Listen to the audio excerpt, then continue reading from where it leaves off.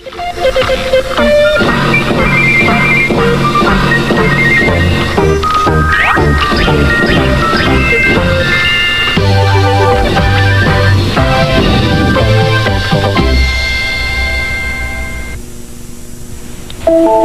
for the present, dreams for the future.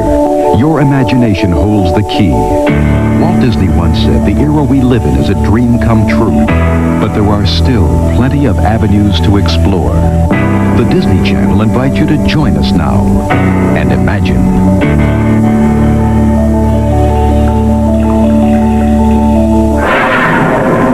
The special effects industry has tapped still another rule of physics. The whole is equal to the sum of its parts. A big effect is really a lot of little effects, each of which has been shot on a separate piece of film. Finally, as many as 60 layers of film are combined to create one single big screen event. But every aspect of that effect is based on scientific principles that most of us learn about in high school science courses.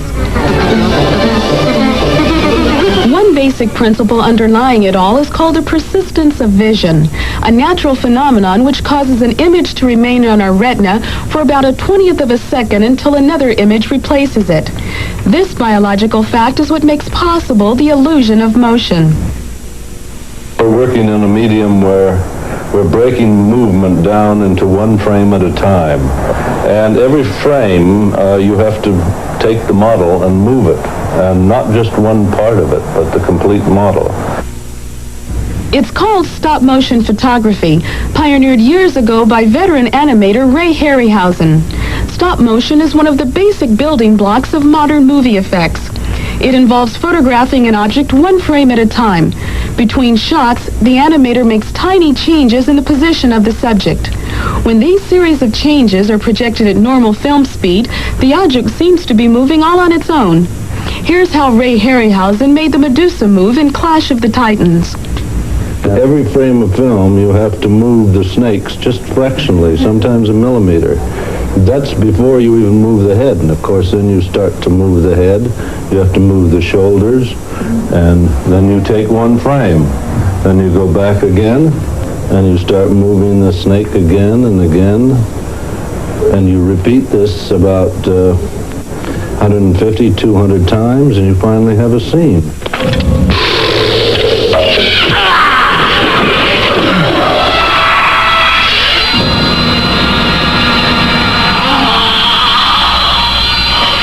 Inspired by the automated machining tools in heavy industry, filmmakers have begun using complex mechanical and electronic devices to make their subjects move.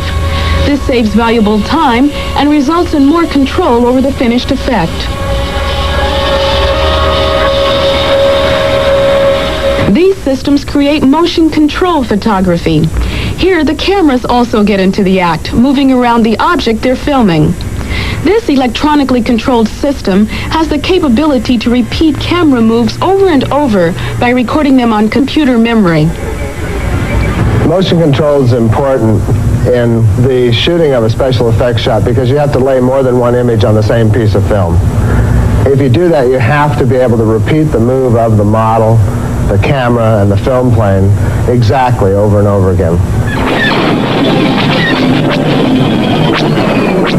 The ability to control that motion is the ability to go back in and put more and more stuff on a piece of film, which is the way that you add foreground, midground, and background all into one piece, so you can change them. Once the production center for the first in the Star Wars series, Apogee is a special effects lab that pioneered several breakthroughs in this important new technique.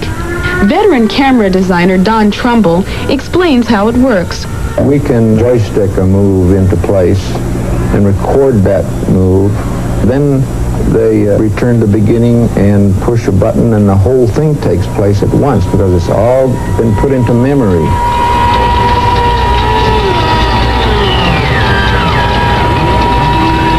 Here's how the movie magicians put something in a location when it's not really there at all. First, the model is filmed against a blue screen. Next, black and white silhouettes or mattes of the film are printed to separate foreground from background.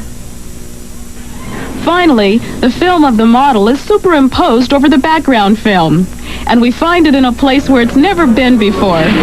If this seems complicated, it is, but it's also at the heart of movie magic. The scientific study of light and optical principles of photography are applied throughout the making of special effects. And that's particularly true in the optical printing phase, where the many separate ingredients that compose a special effect are brought together onto one piece of film.